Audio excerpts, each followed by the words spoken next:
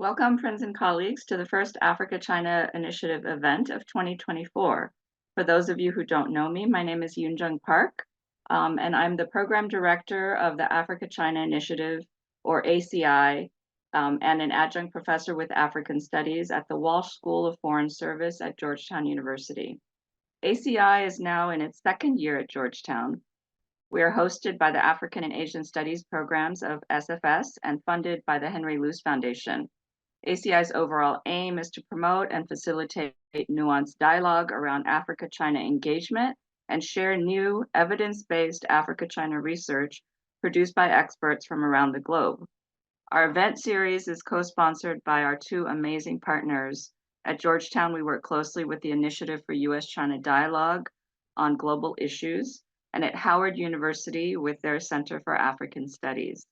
We think today's event will help us get the year off to a strong start with a conversation around a new book titled Money for Mayhem, Mercenaries, Private Military Companies, Drones, and the Future of War by Alessandro Arduino. To present some of the findings and analysis from his book, I'm very pleased to introduce Dr. Alessandro Arduino. Alessandro is an affiliate lecturer at the Lao China Institute at King's College London and a member of the International Code of Conduct Association, or ICOCA Advisory Group. He's a renowned expert on China's Belt and Road Initiative security and China's political economy in Central Asia, the Middle East, and Africa. He has published numerous papers and commentaries in various Italian, English, and Chinese journals, and is the author of several books. Alessandro is a sought-after consultant for organizations such as the UNDP, EBRD, and AIG, advising on security, risk assessment, and mitigation. His podcast, Boots Off the Ground, discusses how uniformed soldiers, or boots on the ground, are being replaced by private military companies and automated weapons. Before I turn over to Alessandro, I also want to introduce our two discussants today. They are Paul Nantulia and John Lechner. Paul is a research associate at the Africa Center for Strategic Studies here in Washington, D.C. Paul researches and prepares written analysis on contemporary African security issues. His areas of expertise include Chinese foreign policy, China-Africa relations, African partnerships with Southeast Asian countries, mediation and peace processes, and regionally, the Great Lakes, East and Southern Africa. Also joining us is John Lechner, who I had the privilege of teaching as a MA student in my China-Africa course. John is a freelance journalist and an analyst concentrating on the politics of Russia, Turkey, Libya, and the Central African Republic. And he's written extensively about the Wagner Group in Central Africa. Until 2022, he worked as a policy analyst for Azerbaijan, Turkey, and Uzbekistan at the U.S. Commission on International Religious Freedom, a bipartisan federal government advisory body.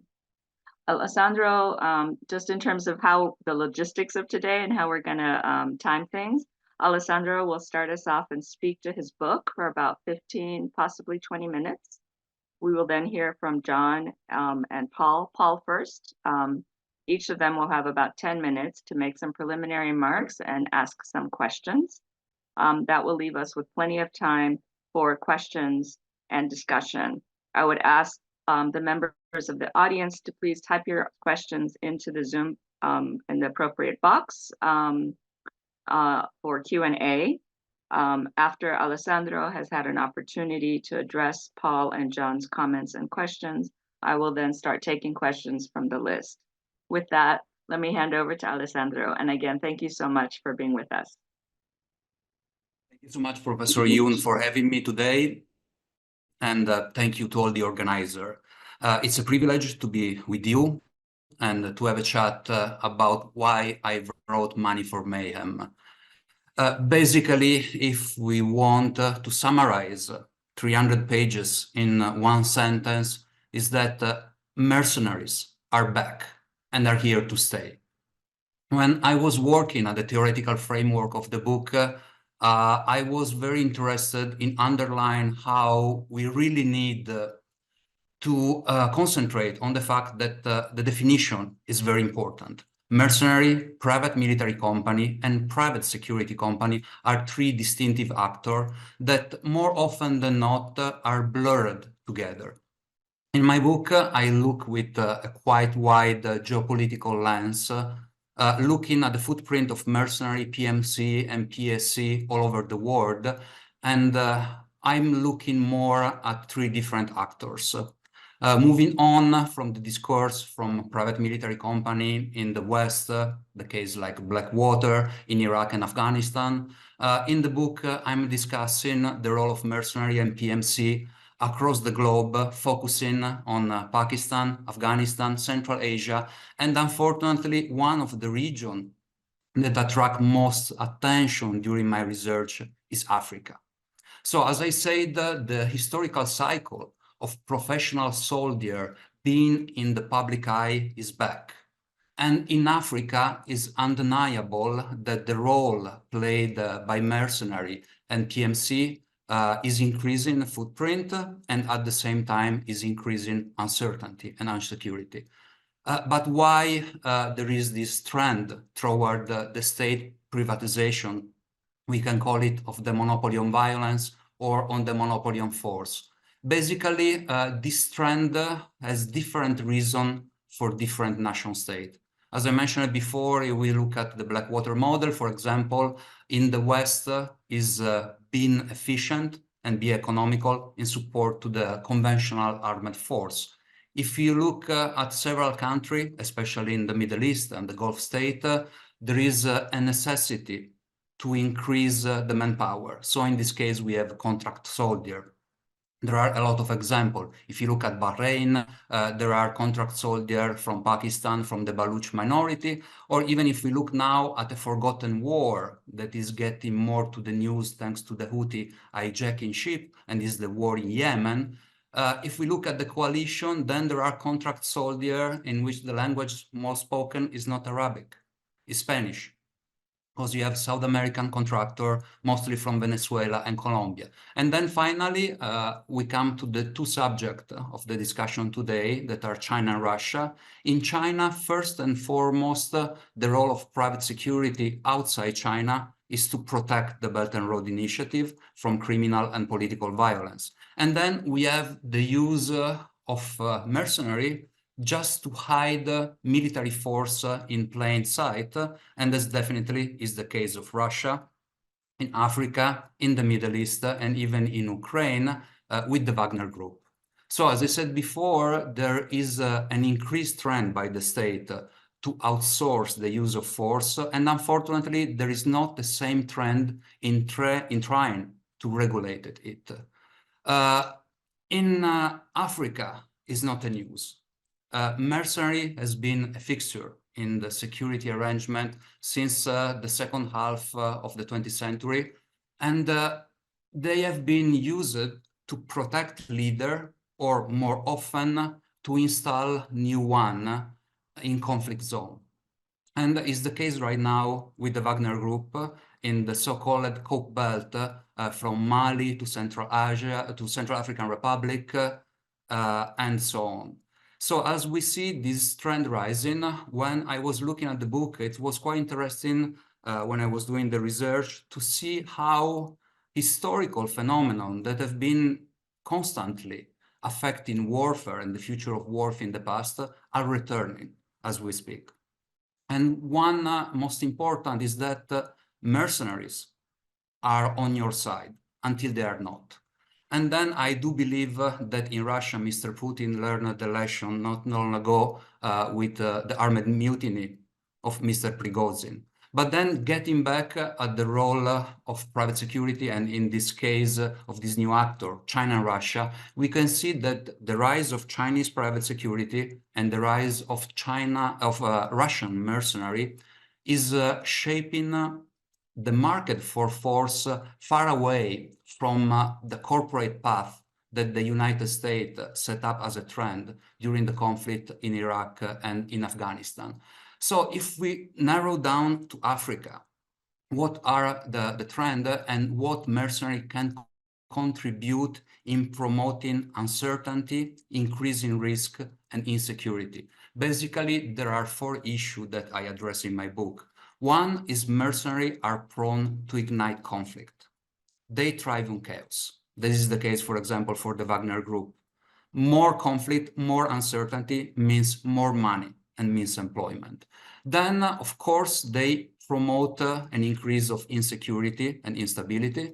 In the case of Wagner in Africa, I like to call it a kind of manageable chaos, or what is also called armed stability, promoting chaos and promoting the self as a savior. Then, of course, there is an issue of depleting local resource. Mercenary, most of the time, and again, is the case of Wagner Group, are paid with local resources stemming from gold mine, diamond mine, copper mine, and even the case of Mali has been said in 2021, if I recall correct, that there was a cash payment around the 10 million US dollar per month to the counterterrorism service provided by the Wagner Group in the country. And then again, there is a trend that I find very worrisome, but unfortunately is understudied, is the fact that also they need to increase their rank, so they poach local talent, meaning that there are policemen, armed force in African country that several times have been trained by the West that are poached and are engrossing the file of mercenary group. And in this case, it's a kind of double lose way. In one, they lose proper personnel that has been trained with foreign money, and at the same time, there is a vacuum of police forces and military forces that are going to protect the country. Then if we shift the narrative to China, definitely in China, the notion of mercenary has a very negative connotation for 2 reasons, essentially. One, mercenary, they don't find for a proper cause, they just fight for money. And second, they create a security issue for the nation state being uncontrolled. For the Chinese private security, is quite interesting because the sector since the 90s has been evolving, and I have to say pretty fast, but then the number of the Chinese company inside China and the difference with the Chinese company operating outside China is quite staggering. In mainland China, we can count, depend on which kind of metric we use, 7,000, 8,000 to 10,000 company, accounting to more than 3-4 million contractors. But then when we look at proficient Chinese company operating outside China, and especially along the Belt and Road Initiative in Africa, then we are looking about 20 top company that tend to operate in areas that are considered quite safe. Kenya, Uganda, Ethiopia. I mean, Ethiopia now definitely is getting lesser safe, but we can see that uncertainty that is spreading through Africa is also affecting how this company need to operate. There are 2 trends, and one that I'm trying in the book to answer this kind of trend in China, and is answering this question. Is China going to choose a Western, a Blackwater model for their company, or is China going to choose a Russian model, a Wagner Group for their company? We don't have to forget that still in Beijing, there is one very old Maoist dictum that is still ruling the use of force, and is that the party controls the gun.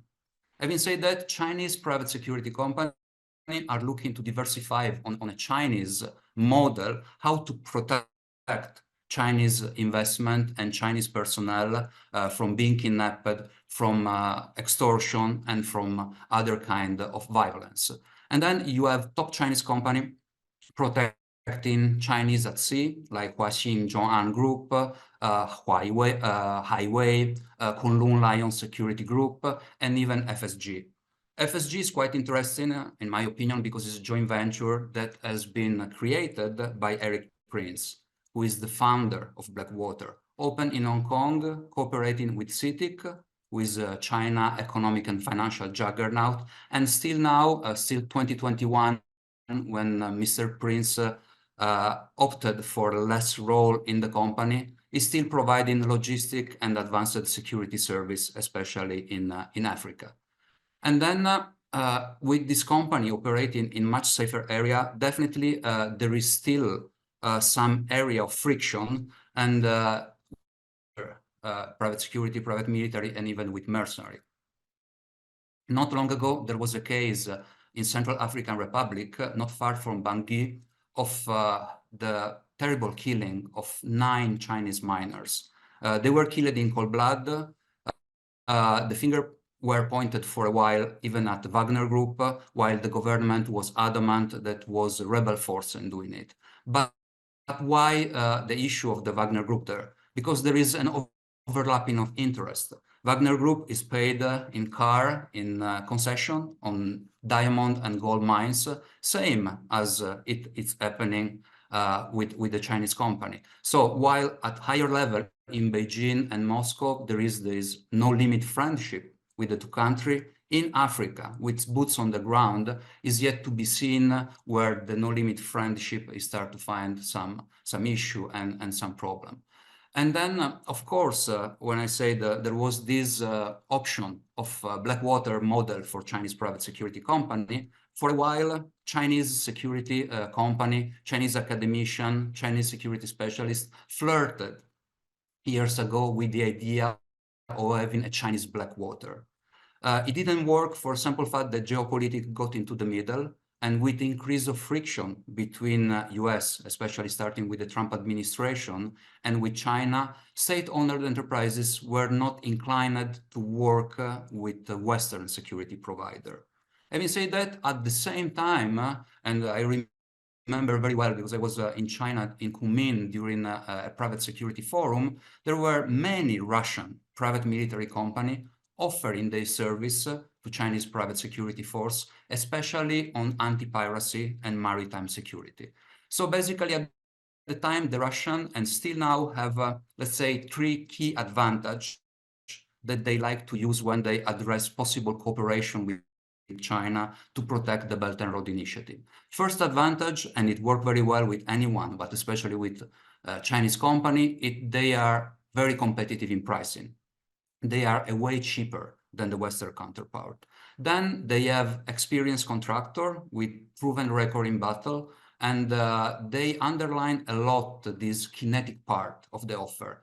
And then most important, they underline that they have no connection with Western company and Western entity, and they are not going to divulge and compromise the secret, the business secret of the Chinese state-owned enterprises. Then again, for a while, this idea was working in some respect, but I sincerely doubt that after the mutiny, the armed mutiny of Mr. Prigozhin, in China, there is going to be an inclination, especially in Beijing, to look at this kind of Wagner model.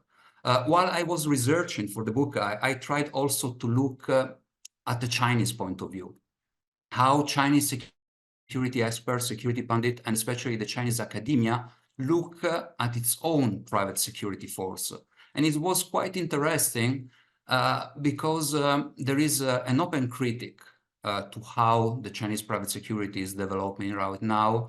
And it started quite funnily, I have to say, because I was interviewing a private security manager of one of the top 10 Chinese company. And my first question was, are you a Chinese wolf warrior? I'm sure you know the blockbuster Chinese Wolf Warrior 1 and 2. It was quite a big hit in China. And at the end, in this movie, you can see a tank barrel zeroing on a Chinese worker. And the hero of the day, who is a former special forces from China and turned into a contractor, just showed the Chinese flag to everyone, and then they are safe. Of course, it worked very well in China, but unfortunately, it's also percolated in the world of security. So this security manager told me very bluntly, great movie, but it's a huge problem for us because everyone is expecting that we provide service like the Wolf Warrior. Even worse, with this idea that China is loved everywhere and just showing a Chinese flag is going to save Chinese citizen and Chinese investment, it creates issue.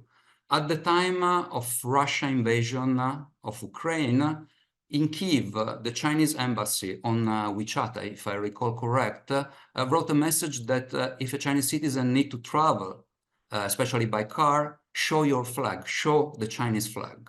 And then they put down this message just a few weeks later. I can say that what is, from the academic point of view, the critique that has been made about the evolution of the Chinese private security sector.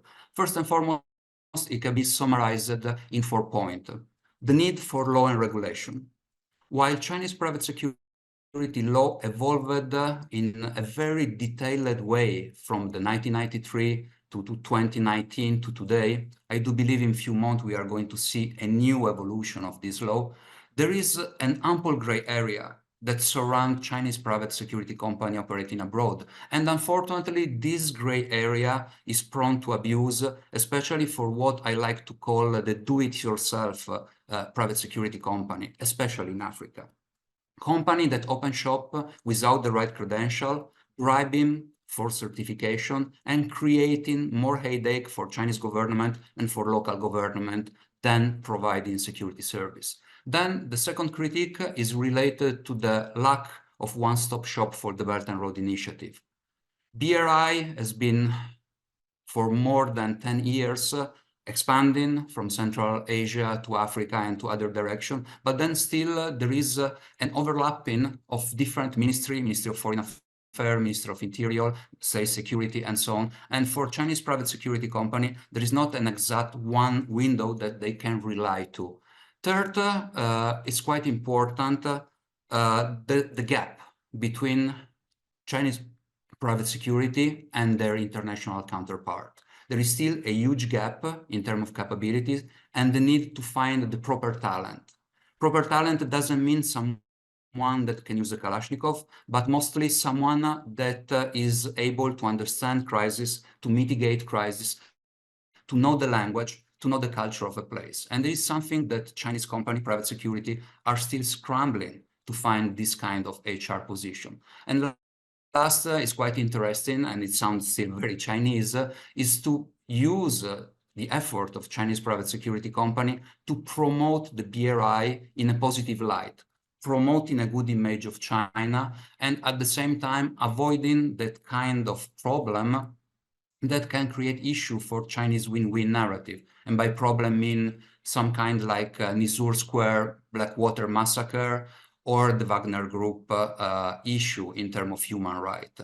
And then I will just end up to saying that unfortunately the trend for Africa are going to see an increase of footprint of mercenary, and at the same time there is a need to support law and regulation in making the life for mercenary company more difficult, and at the same time for PMC and PSC that are accountable to evaluate their kind of work. Thank you very much. Alessandro, thank you so much, and thank you for keeping to time. I'll turn now to Paul Nantulia. Paul, the floor is yours. Thank you very much, Yun. And it's just fantastic to be back on a panel with you, good friend on China-Africa matters. So thank you very much for the invitation. I also would like to thank Alessandro. I've worked with him on these matters previously. I believe, John, I think this is the first time we're meeting, but I'm also very familiar with your work. So I'm in great company here. I'll just maybe say 5 things. The first is I'm very glad that Alessandro and I share a core perspective, which I think is very ably captured in the title of this book, which is Money for Mayhem. You know, the idea that on the one hand we have the proliferation of mercenary activity in terms of private military companies and private security companies, and it's growing in an environment of weak law enforcement, weak legislation, especially in many parts of the global South, and in particular Africa. So I think we share that perspective, that it is money for mayhem. Mercenaries are a factor of instability, not a factor for stability.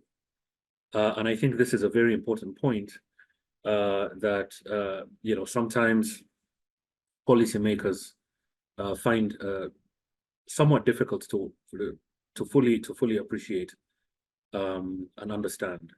They are prone to igniting conflict because they're in a market. They're in a market of force. And so the greater the conflict, the greater the possibilities to be paid.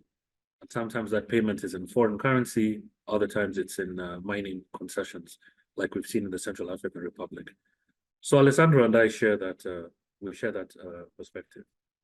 When it comes to the Chinese side, I really like the way, which is what I'm going to focus on because that's the area that I cover.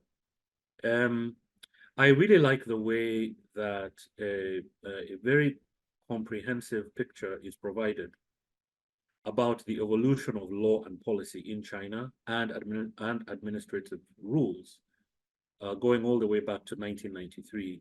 That has shown how the security industry in the People's Republic of China evolved firstly within China itself during the construction boom and all these state-owned enterprises, municipal-owned enterprises that required some sort of protection.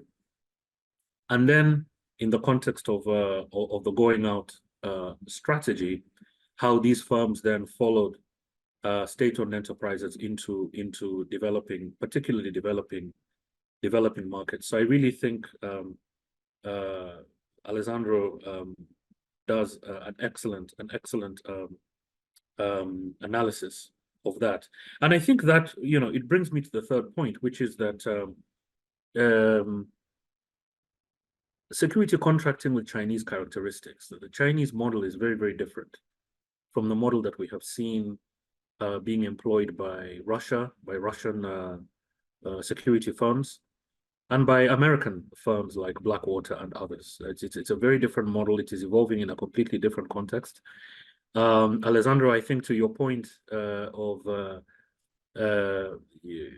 party commanding the gun is very, very key because one can look at the Chinese contracting model within the context of supporting Chinese interest and therefore receiving the full backing of the Chinese state.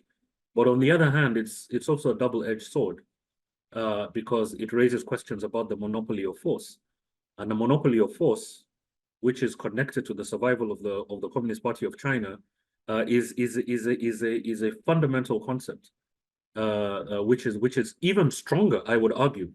It's even stronger under Xi Jinping than it has at any point in time since the years of Mao Zedong. So I think these are issues that the Chinese government has to consider, and it kind of takes me to a conversation that I had with a former Chinese diplomat of an African country, a deputy ambassador of an African country. And I asked the question as to, I just bluntly asked this question about, the state-owned enterprises and, the sense of insecurity and how that might be managed. And the response I got was very telling because he told me, he said, I have only 5 consular officers in post. Those consular officers are supposed to provide assistance to Chinese nationals. They're supposed to provide advice in terms of education and scholarships with the host government.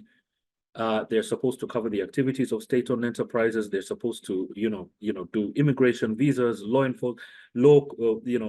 enforcement cooperation with the host government. I simply don't have capacity to monitor and to control all these Chinese activity that is happening around the mission, that is happening in country. And this kind of made me think of a concept that has become quite popular in the China studies space, which is that China is essentially a country that adopts a decentralized authoritarian model by design or by accident, but it's decentralized. And I think there's this notion, and I think what this book does in a very, very significant way is remind us that China is not a monolithic actor.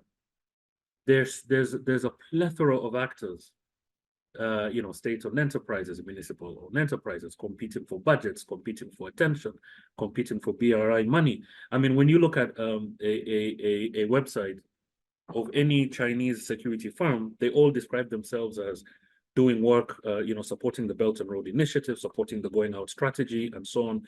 So there's a financial incentive in that, and there's just a whole range of actors.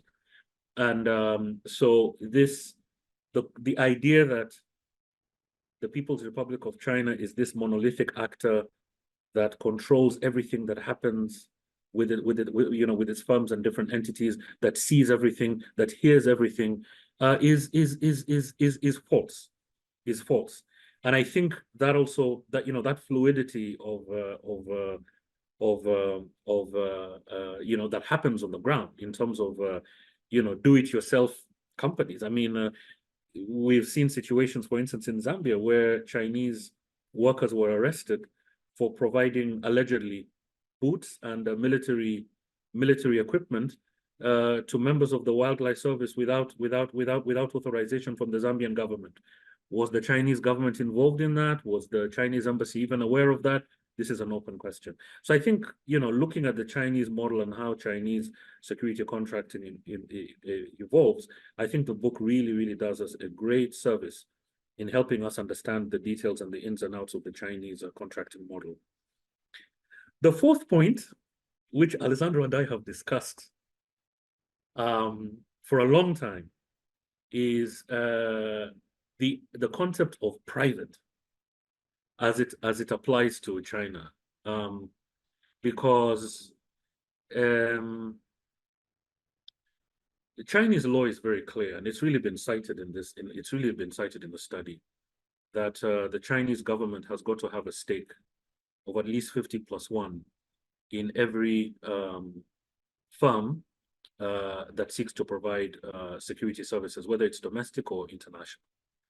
Secondly, there has been a move, although that could be changing, on the part of state-owned enterprises to prefer to hire ex-members of the People's Liberation Army, the Chinese Special Forces, Chinese People's Armed Police. There's been that, I guess, for linguistic purposes, for cultural purposes, and so on. So when one looks at it from that perspective, these entities are really not private in that sense, because they are essentially part and parcel of the Chinese party state, in spite of the fact that there is this what we call this model of decentralized authoritarianism. So I think that's another key element in regard to security contracting with Chinese characteristics. It is the state-owned enterprises primarily that own the security budgets for security contracting outside of the state. They have the budgets, and it is those budgets that are triggering, all these security firms, Watching Jung-an, the way security FSG are competing for these budgets. They're competing for these budgets, and so essentially, again, it's driven by Chinese state interest. It was rather fascinating. The book quotes a Chinese scholar who said that China will not follow the model of Russian security firms, and will also not follow the model of American firms. And that is, I think, there's a lot of that reflects larger Chinese ideological concerns that are often discussed when it comes to even military basing, PLA basing, that China will opt for a light footprint. It's not going to build logistics heavy capabilities and so on. I think it comes from that. But nevertheless, I think Alessandro, which I really appreciate, and which I think will be very, very useful to policymakers and scholars, is the question as to whether Chinese state-owned enterprises will continue toying with the idea of becoming much more operational on the ground. I think the FSG is one example that we can look at very carefully.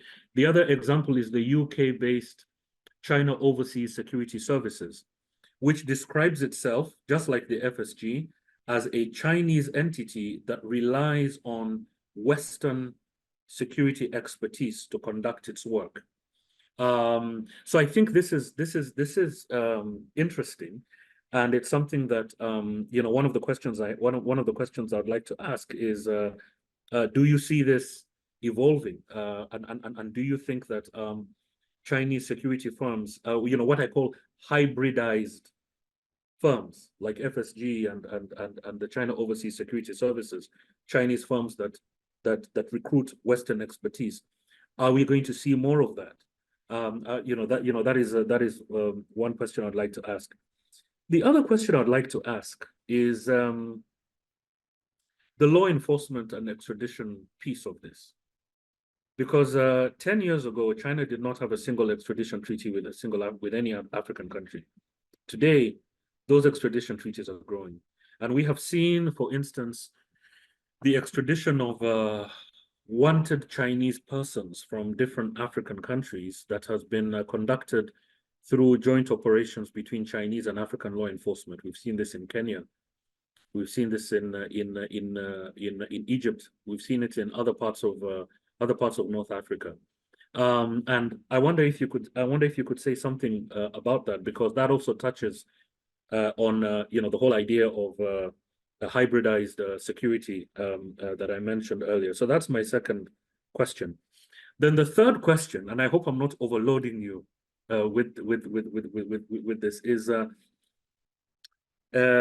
very interesting that Russian providers are aggressively selling or marketing their services to Chinese state-owned enterprises in Beijing. I would like to know, do you see Chinese state-owned enterprises actually recruiting the services of Wagner and other Russian firms? There was a case in the Central African Republic that suggested that might be the case, but it's still very speculative at this point. I would like you to address that. I mean, in your perspective, do you see that emerging as a model?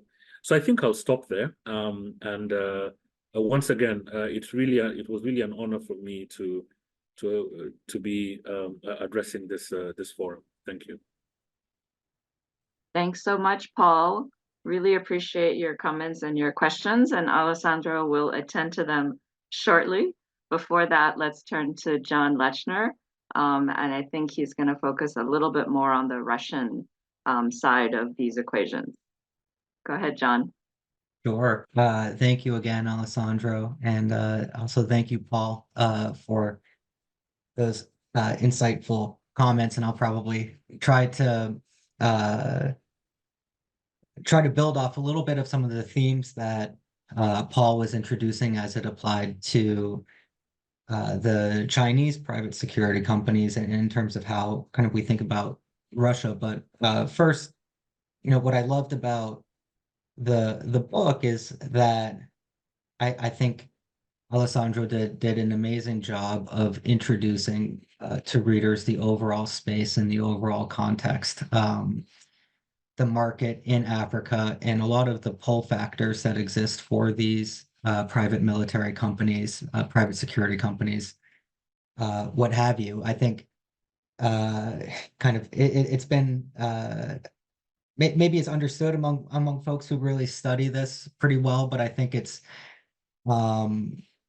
I think it's probably still something that is less understood in the public, that really the catalyst for the market for the services of Wagner Group really came about in America's war on terror and the type of contracting that we saw in Iraq and Afghanistan. And in fact, there's a number, I mean, not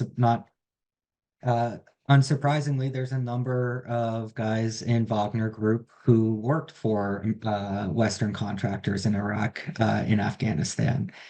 And that's where a lot of actual Russian firms originally started to get some of their first contracts. And so I really kind of appreciate the way Alessandro really grounds these new versions of something, which in a way are, I think, interesting to people in the West, because now it's a version of something that they haven't seen, that it's not the default for them, and they're seeing a new version of it with Russian or Chinese characteristics, and there's kind of a lack of being able to uh, compare apples to apples and oranges to oranges. And so there's a tendency to compare Wagner Group to, I don't know, our, peacekeepers in the West or something like that. No, the better comparison to really understand how what's happening in China and what's happening in Russia is, I think, as Alessandro does in his book, like a really good analyst, when they're studying these other countries, they learn a lot more about how our own system works. And I'm also fascinated by kind of the discussion of what does it mean to be private, because I think but in both Russia and China, you have a more statist capitalist model that actually gives in the Russian context a lot of freedom to individuals to pursue foreign policy initiatives as they see fit, and kind of sell it to the Kremlin as almost in a way of kind of their version of virtue signaling, to show, look what I am doing to further the interests of the Russian state. And therefore that should be, that justifies the rent that I'm collecting on, in the case of Prigozhin, the contracts with the military for food in building. But I think maybe I'll give just a little bit of maybe kind of the Russian perspective on some of these things. I've had the opportunity to interview a lot of guys in Wagner in Africa and elsewhere over the years, and I think kind of one of the things that I think is probably most interesting is that they fundamentally see what they're doing as bringing stability to the region, and so I love the money for Mayhem, and I agree with it, but I think it's also and I'm sure Alessandro probably agrees, very few of the interlocutors, the people you're interviewing would agree that they're earning money for Mayhem. They almost always will rationalize what they're doing in terms of bringing stability to people. And I think it's interesting to understand that as a motivational force, and how they're making decisions. I think a lot of the results of specifically Wagner's operations in Africa is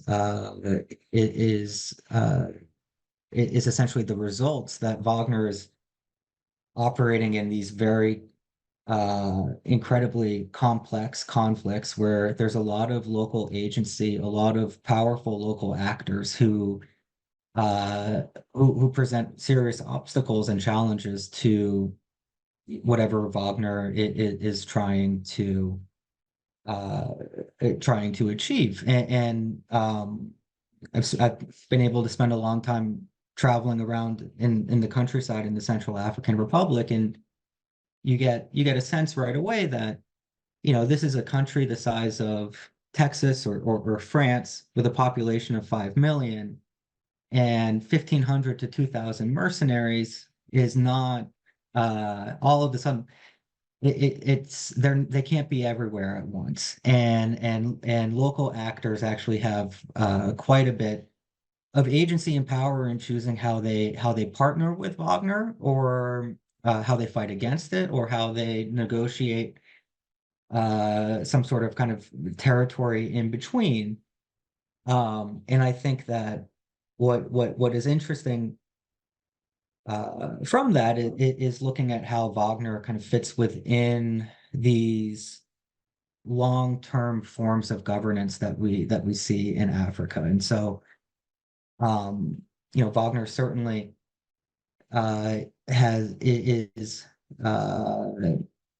it challenges the concept of the state having a monopoly on the legitimate use of force, but in a lot of these places like the Central African Republic, that sovereignty that has been outsourced for a long time now. And governments are often very comfortable with outsourcing security, whether it be to a UN peacekeeping mission or a Western intervention or other kind of mercenary groups beforehand that operated kind of more smaller and more independently. And so Wagner's also operating in an environment where you've already seen outsourcing for a long time. And what I find particularly interesting is that that even the patterns of violence that we see with Wagner tend very quickly to mirror the patterns of violence that pre-existed their arrival in the conflict. And so I think that comes to kind of another important point that I think sometimes gets lost in the West is kind of the human rights abuses are the point in a way. It's not the Wagner is able to come into these environments where UN peacekeeping missions have failed, and Alessandro, you refer to this in the book, or Western military interventions are failing, and they are also a tool for these governments to essentially prosecute a dirty war that they believe is necessary for their regime survival or territorial integrity. And I think that that's specifically raising a lot of discomfort and questions because Wagner has kind of thrived off of this existential crisis that's also been occurring in Africa, where and it's very fair to say after 20 years that UN peacekeeping missions haven't worked. French interventions haven't worked. CAR is still the poorest, least developed country in the world.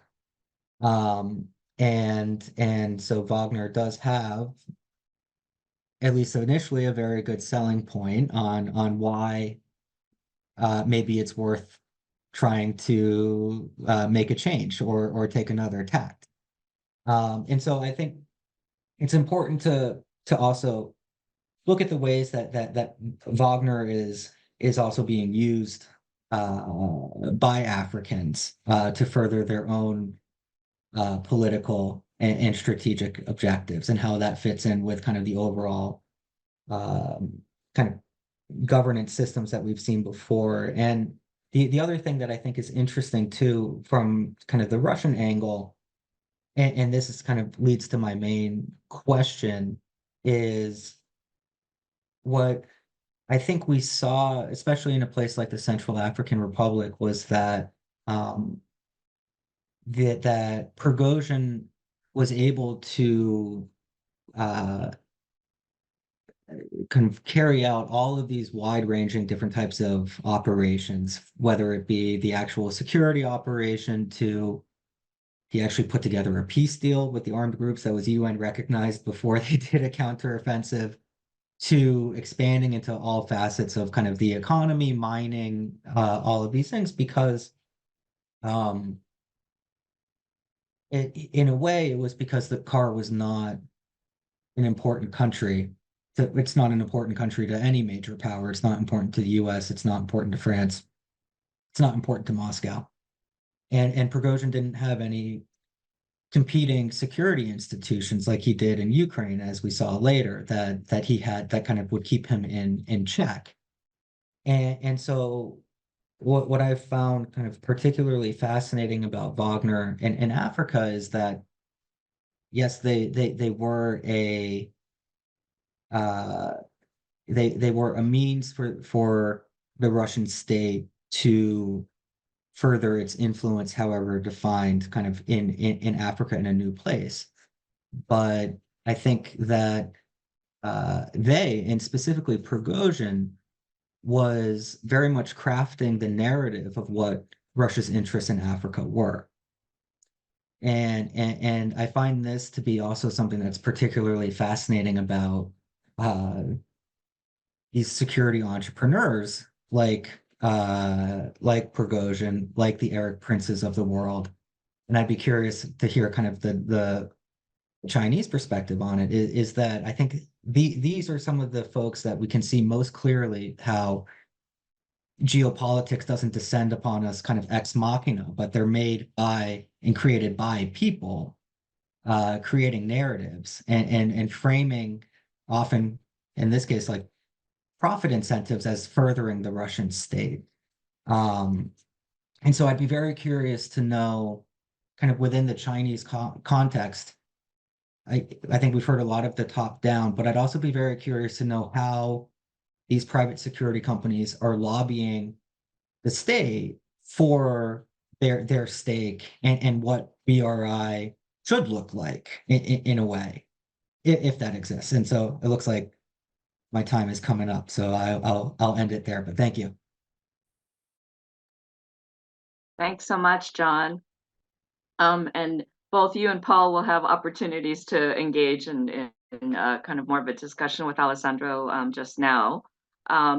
Alessandro, I wanted to give you an opportunity to respond to some of the questions that Paul and John raised, and maybe just tack on one of my own. Your mention of Wolf Warrior 2, the movie is fascinating because I use it as a teaching tool in my class. And I think the point that you hit on in terms of this huge gap between kind of growing expectations on the part of Chinese citizens, Chinese companies, and the actual capacity and capabilities of Chinese private security, and for that matter, the Chinese state, particularly the embassies, to protect Chinese interests on the ground, to protect Chinese people. That gap seems to be quite significant in my own research in Southern Africa, and it's been nearly a decade now since I've done any field research, but certainly at with most of the Chinese individuals, citizens who were on the ground, Chinese migrants who are running small shops and things like that, they felt a huge disconnect between themselves as kind of migrants who are trying to make a living and get by, and the official state representatives in their countries, right? So the embassy, as far as they were concerned, the Chinese government didn't care about them, and there was very little value of carrying a Chinese passport, or in the case of Wolf Warrior 2, waving a Chinese flag, right? To kind of ensure that they were protected in case anything happened. So I guess in addition to the questions that Paul and John put to you, I wanted to ask you to kind of revisit that point that you touched on briefly. Well, let me turn it back to you, and then it looks like we only have a couple questions in the queue, and I would just encourage the audience, if you have anything else that you want to ask Alessandro or Paul and John, please go ahead and put that in the Q&A. Thanks. First of all, Paul and John, thank you so much for having read my book. I deeply appreciate it. I've been talking with Paul before on this issue, always cherish to have the opportunity to engage within, and I've been following John's work, so definitely thank you for being here today. Looking to your question, I will need a couple of hours at least for each one of you to answer properly, so I will try to summarize it and also give space to our audience for their question. Starting with Paul. Definitely, your question was what next for Chinese private security? I can foresee, and it's part of it, it's in the book, an expansion of Chinese private security, more professional company, more going abroad and outside. And this, let's say, prediction is based essentially on 3 points. One, we are seeing a penchant of President Xi Jinping in preferring state-owned enterprises. So there will be more money for state-owned enterprises to have proper security, something that did not happen before, especially when you had the case in BRI of contractors, subcontractors that prefer to skip on paying proper security just to cash in. Or even, I've been talking with several of these companies, it was not in Africa, it was in Pakistan, and this company mentioned, we know very well that there is a security threat, but if we pay a proper security company, Chinese proper security company, we run out of money. So we just finger crossed, luck, and move on. And this is terrible. Of course, if you have to protect your worker, if you have not only duty of care on your worker, but also duty of care on the local population in which you are your investment. Moving from that, what is also another point to see a bigger and more efficient private security firm from China outside, civil-military integration. In civil-military integration, mostly is referred to technology company of China working with the military sector, but definitely Chinese private security for many years already have become the ambassador of Chinese security technology abroad in the Middle East and in Africa.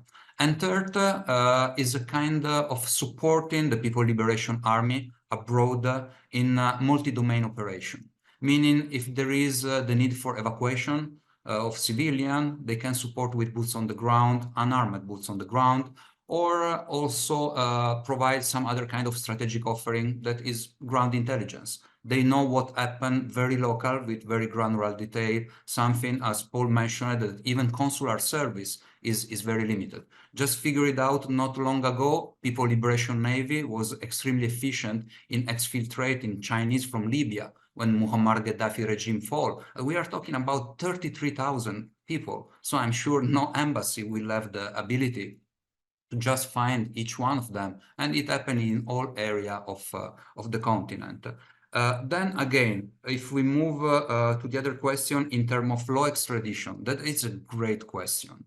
I've been interviewing some Chinese private firm, and they told me that the government asked them if they were able to locate Chinese who embezzle money and left the country everywhere in the world. And the big question is, one thing is locating, that is an issue by itself. But then when going to ask these people if they want to go back to China, then there is a lot of law that are going to be breached if they are not interested personally to do that. And then Africa definitely is one of the case.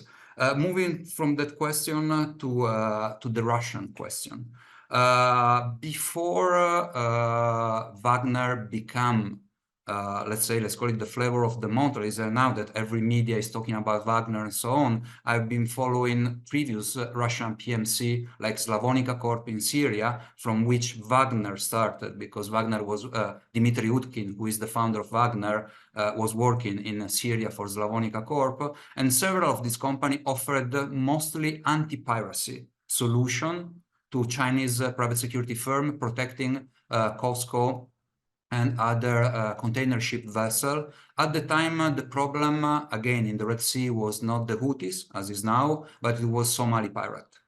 This has evolved, but even now, they are promoting this kind of service.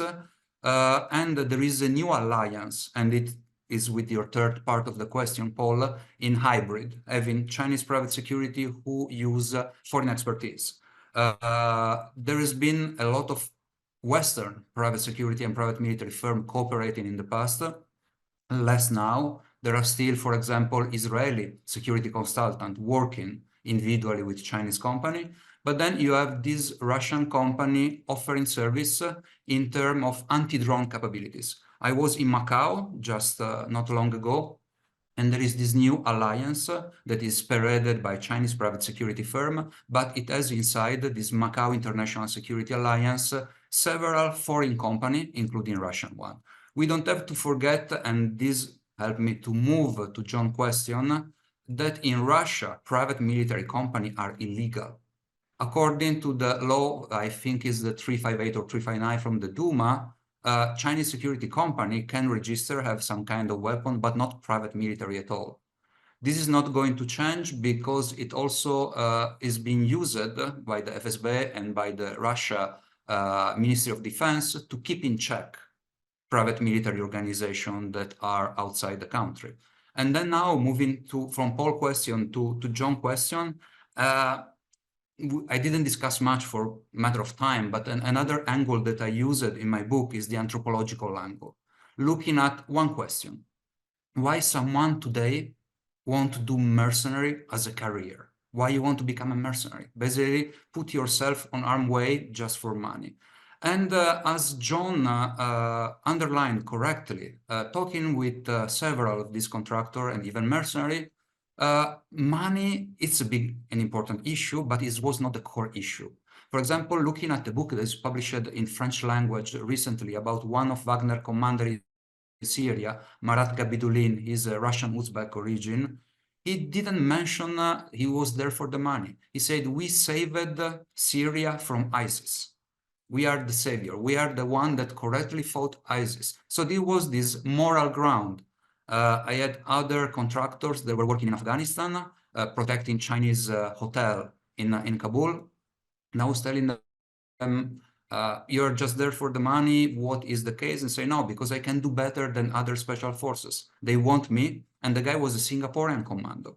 So I said, how come they prefer you? I mean, coming from Singapore is a very safe country compared to SAS, to SEALs, and so on. Very straightforward. I speak Chinese. They don't.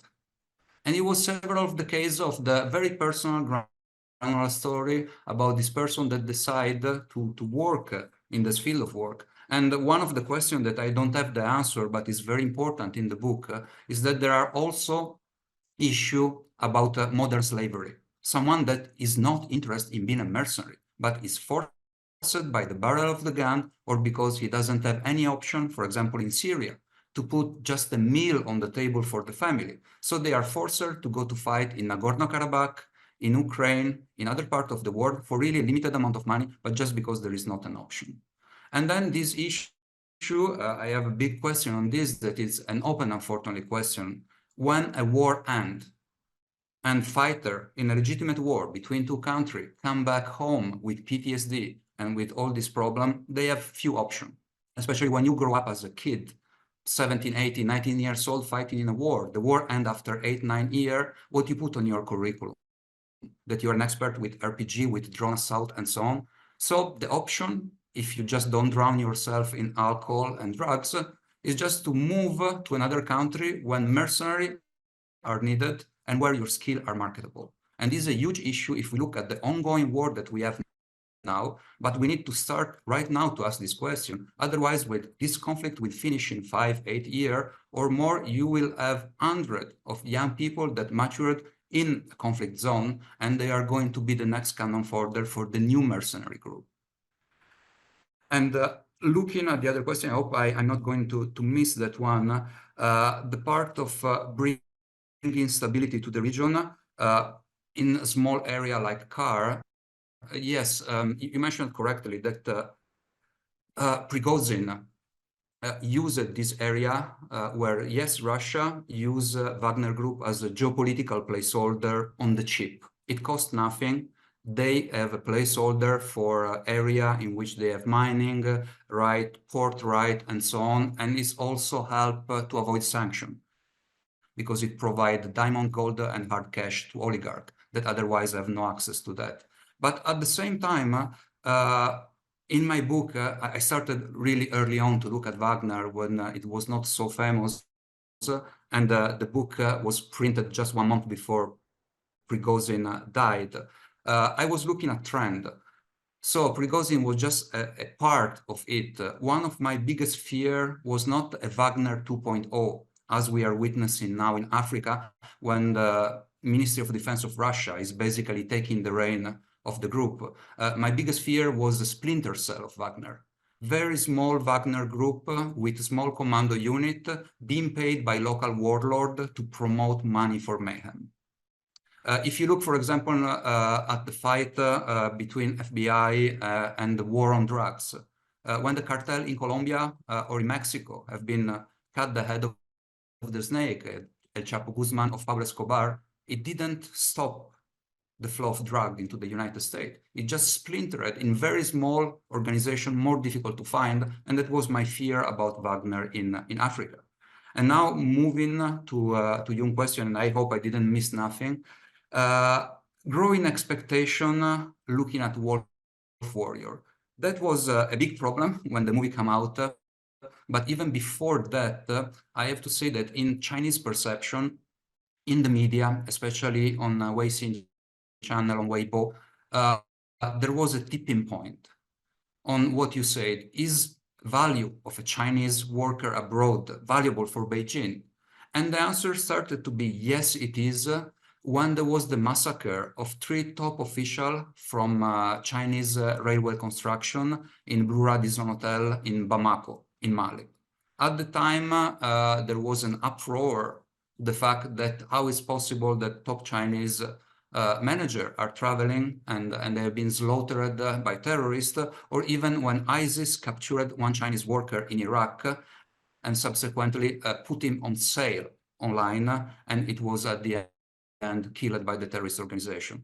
And we don't have to forget now that while the president of ISIS in Iraq and Syria is less a threat for Chinese investment and for the world, in area like Afghanistan, there is a sergeant of the Islamic State in Khorasan that now that the United States and the West left the country deliberately, and they already have been down it for quite a while on their media channel, put China as a first target in their crosshair. So Chinese workers in Afghanistan, in Kabul, in other areas are now enemy #1 for the Islamic State in Khorasan. Thank you so much, Alessandro. And it seems my call for questions was effective. We now have about 10. I thought just to save time, what I do is go through and read them all. If all 3 of you could just jot down some notes, some of them I think would be more effectively answered by John or Paul as well. So we'll just, I'll read through the questions, and if we could go back in the same order again in terms of responding, and all of our speakers can kind of pick and choose which ones you want to answer, because I don't think we'll have time to get through all of them. But let me go ahead and read them in any case. So Umar Ahmed Badami asks, is there a relationship between PLA Special Operations Forces and Chinese PMCs or PSCs? And have PMCs ever acted as an extension of the PLA abroad, or do they act independently? From Kagure Gacheche writes, I'm fascinated by the idea of armed stability as provided by mercenaries. How do these groups and the governments that hire them ensure the scale doesn't tip into unmanageable chaos? Nathan Folks asks, how much of an influence or presence is Wagner Group still in Africa after Prigozhin and other key members of the group died last year? Could you also speak to their involvement with ISIL and other similar groups? Chris Wagner, or maybe Wagner, asks, how do you assess the balance between private and citizens based military forces, private and citizen-based military forces? In medieval Europe during Machiavelli's time, most military activities had been outsourced to missionaries who fought or not for the best paying party all over Europe. More recently, Singapore, for example, has hired non-citizens to structure their military defense forces. To which extent could private security firms become a modern version of the European missionaries who roamed all around addressing conflict?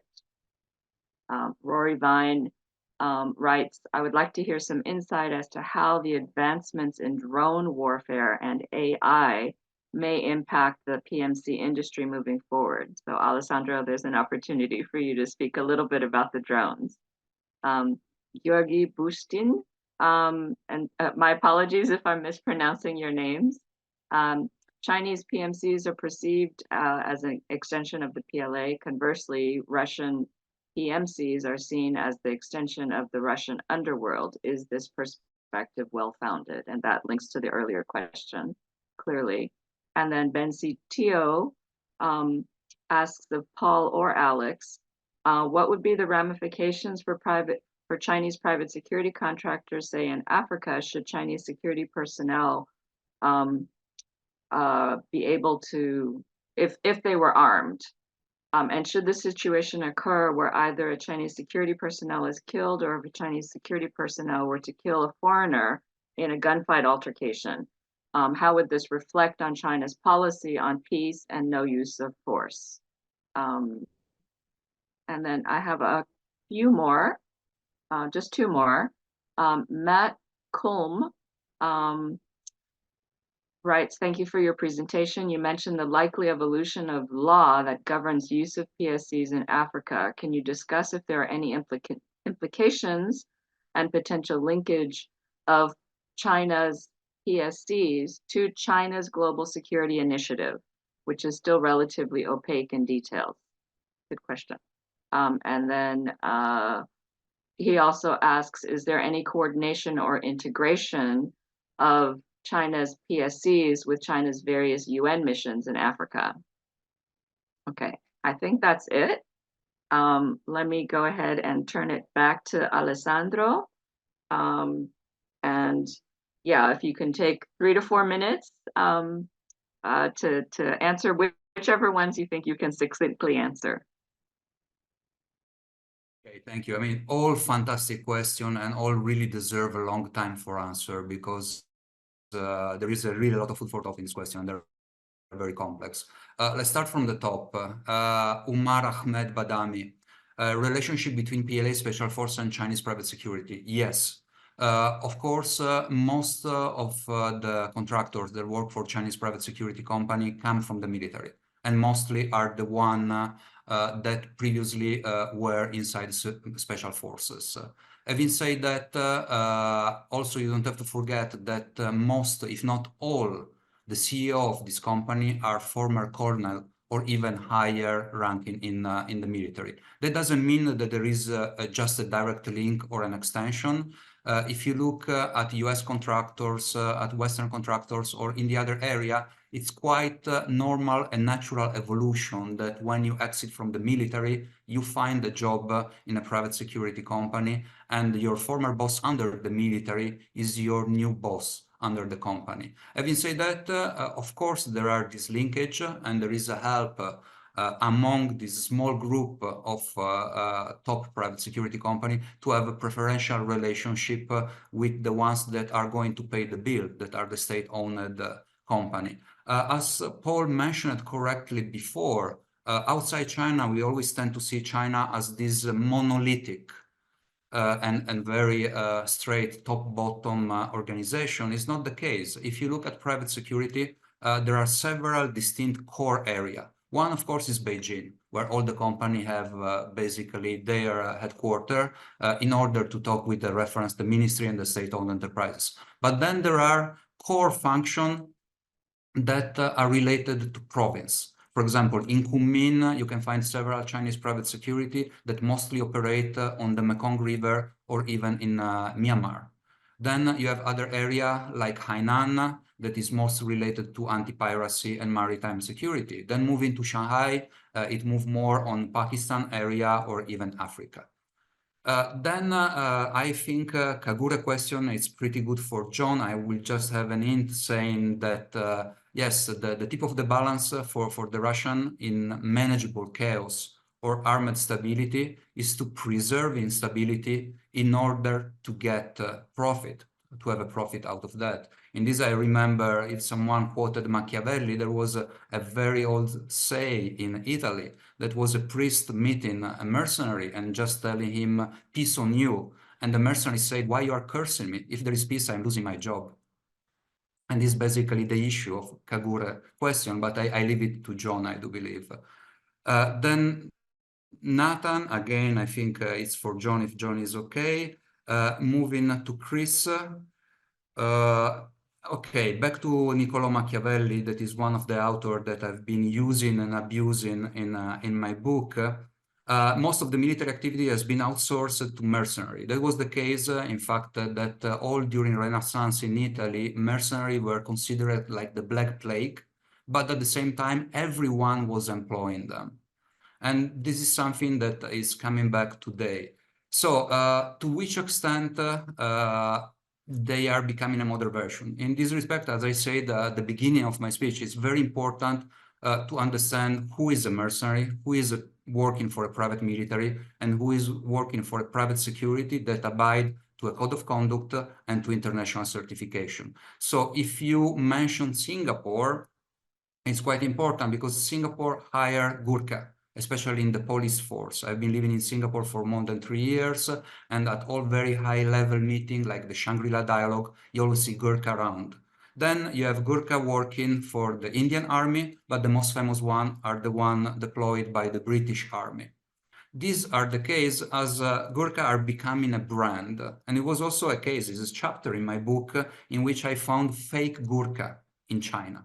What I mean by fake Gurkha? There was a Nepalese citizen that have nothing to do with military training in the British Army that were selling themselves are Gurkha Special Forces. And of course, Chinese private security wanted to have them because Gurkha are, in all the world of private military contractor, a symbol of efficient, skilled fighter, very loyal, abiding to the human right without creating problem, and at the same time, not expensive like a Western counterpart. But then there is this trend now to find these fake Gurkha that are just Nepalese citizens, or basically there is a group with one top Gurkha, like it was the case in Iraq, with British training, and the other are working under him with limited knowledge of English language, and he was the only one able to communicate with the sergeant from the regular army. But in this case, we are talking about contract soldier. So what is the big difference now between a mercenary and a contract soldier? That when you are a contract soldier, you are in an army chain of command.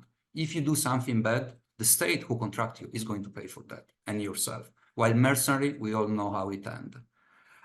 Rory, thank you for this question, because finally we can have a part talking about drone that is being discussed in the book.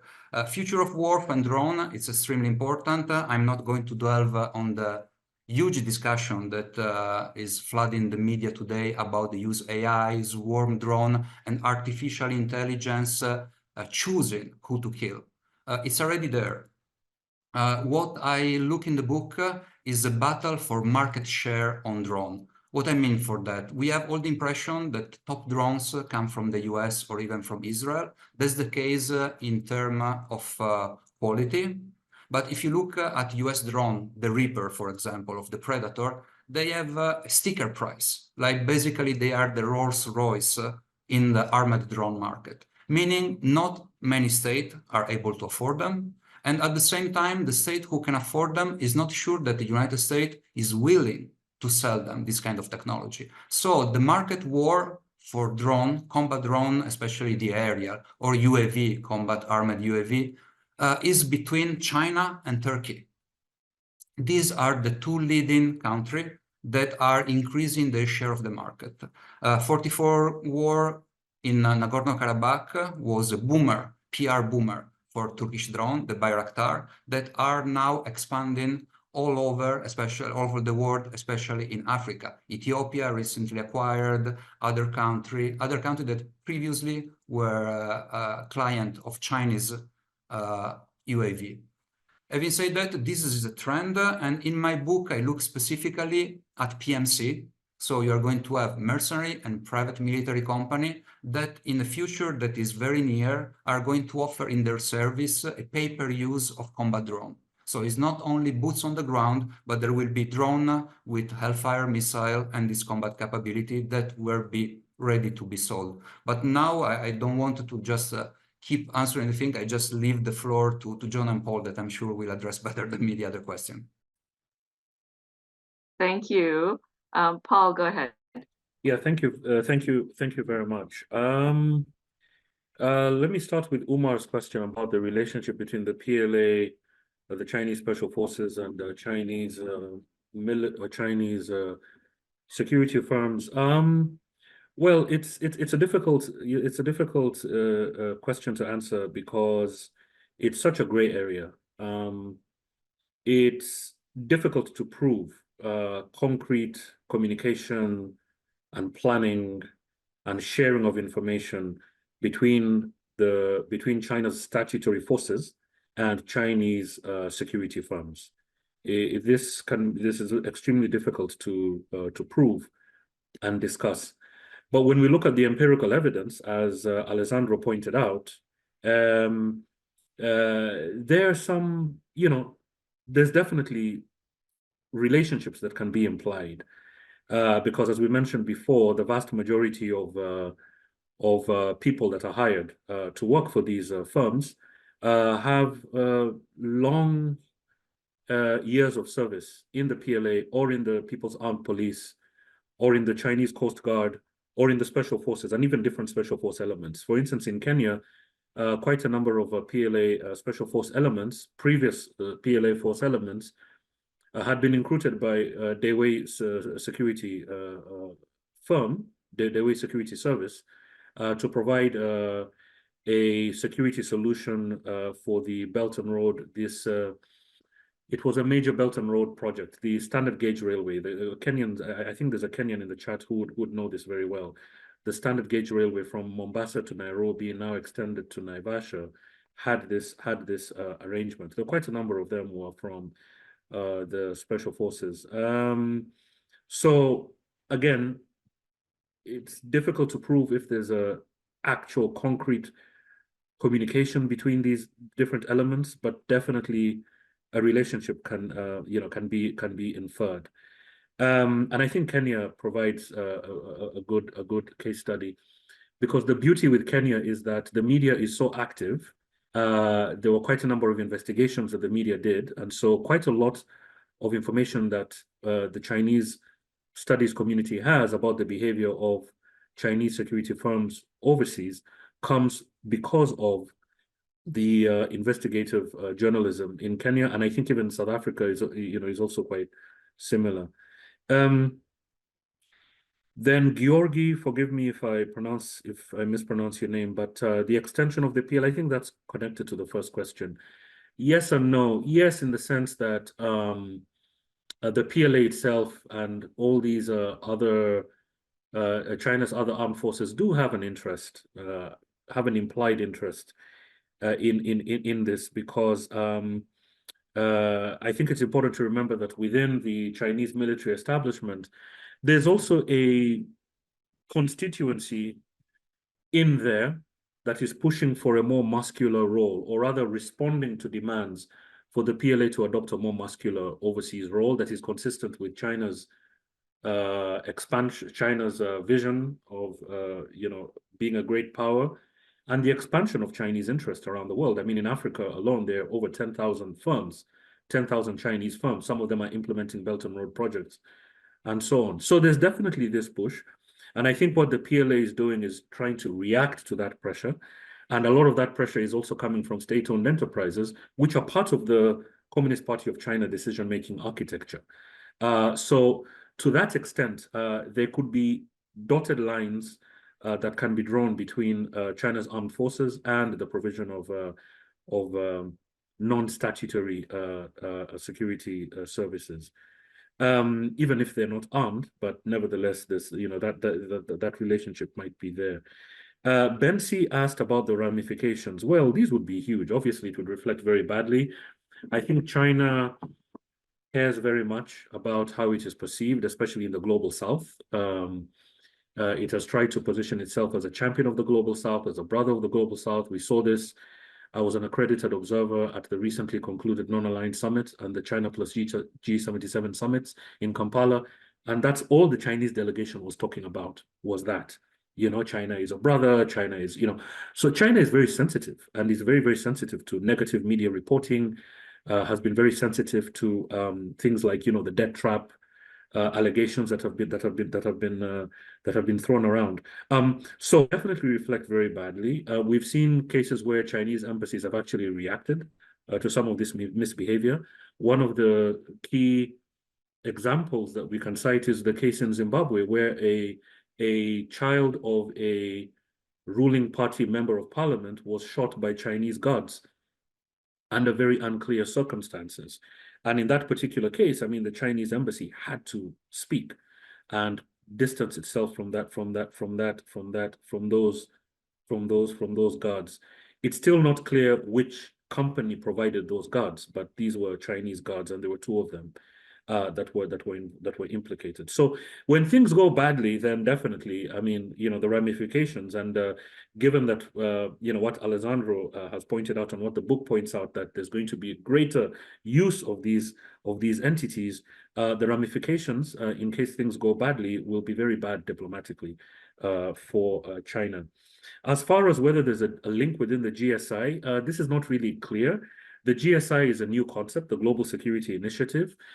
It has 8 elements, none of which makes any mention of private security firms or security firms in general. But nevertheless, I mean, I did see one website of a Chinese security firm that used GSA language to market its services, but that has since been scrubbed off the internet. So I think there is an incentive for Chinese security providers to invoke and cite major Chinese security programs in order to market themselves to state-owned enterprises. So almost all of them talk about the BRI, almost all of them talk about the going out strategy and that kind of thing. So it would not be surprising if the GSI makes its way into the language of Chinese security providers. Finally, the link between China security firms and peacekeeping. Well, again, it's not that clear, but let me just cite a case in Sudan during the flare-up. I think it was in 2017, when there was a huge flare-up in Juba in South Sudan.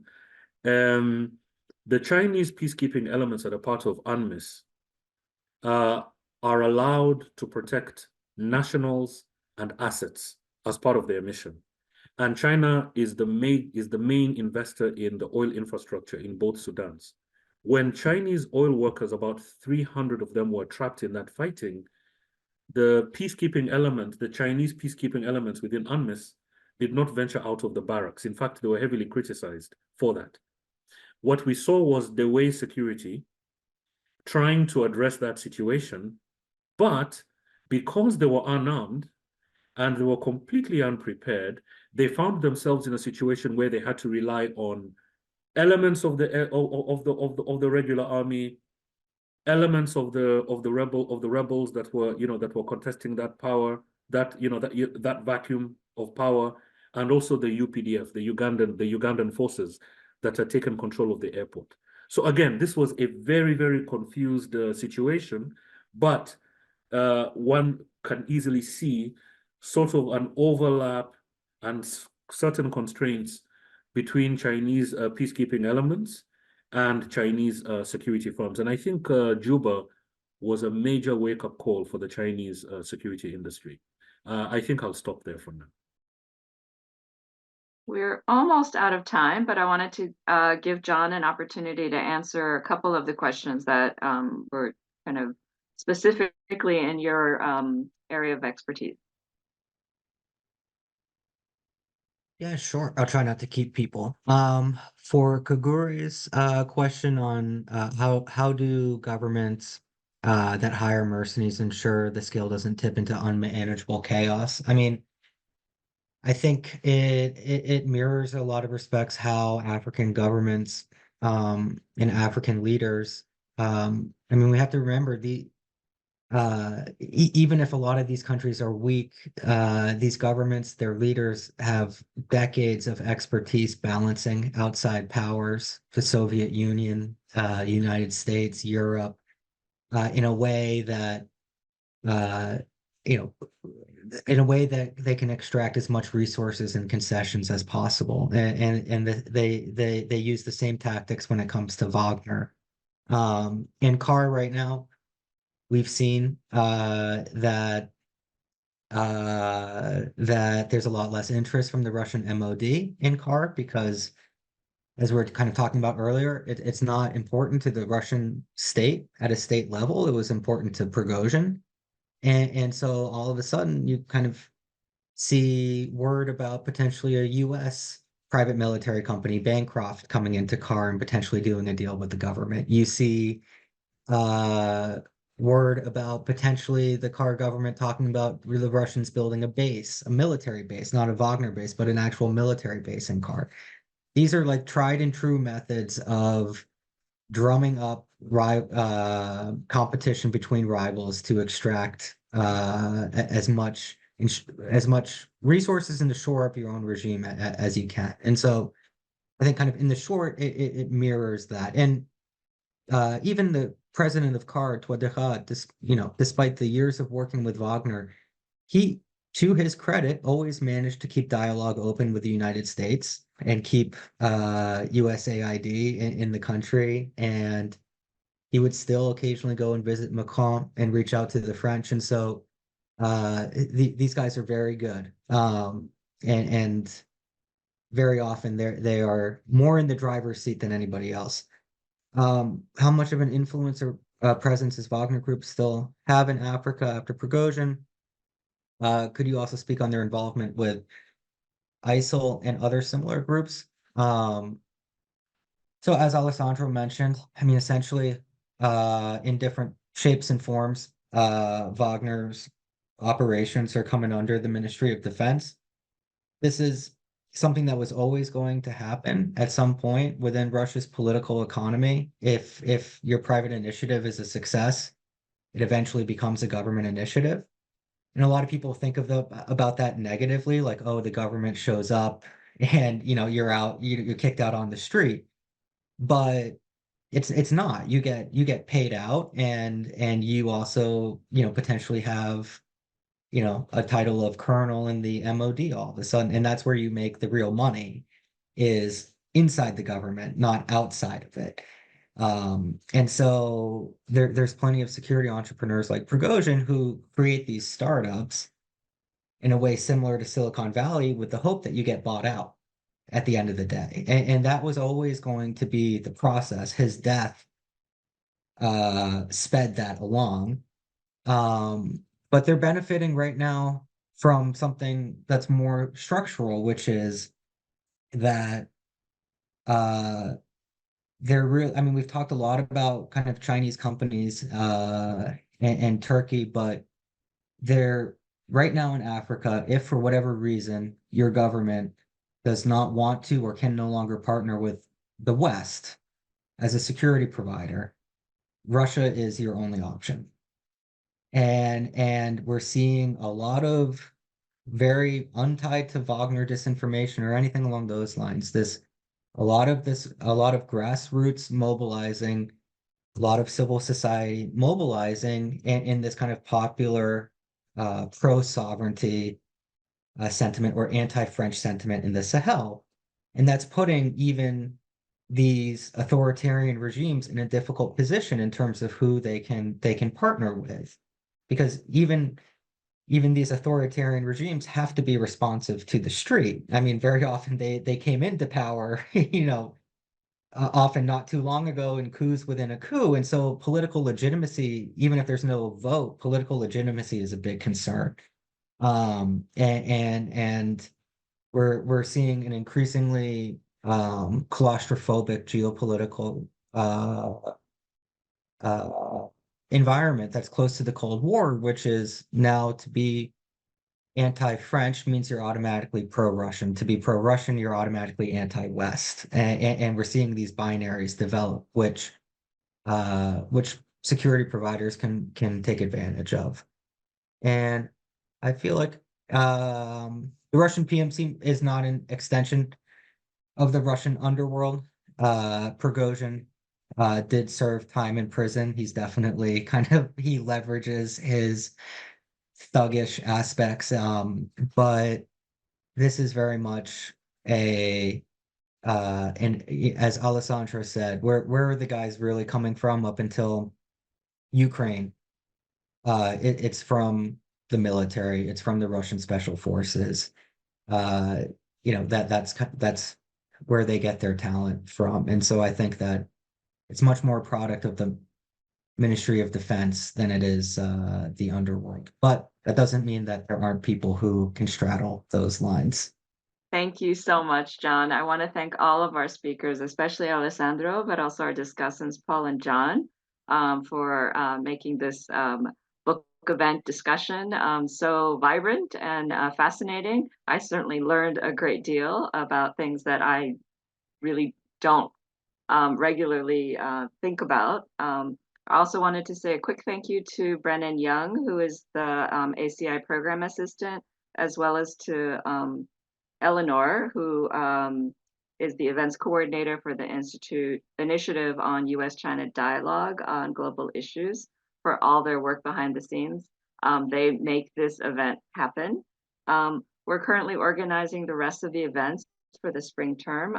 So if you could put a placeholder on the first Friday of each month, March 1st and April 5th are going to be our two remaining virtual events. So please keep an eye on your inboxes for information about those. Again, thank you so much for your time and attention, and we look forward to seeing you all again. Bye-bye, everyone.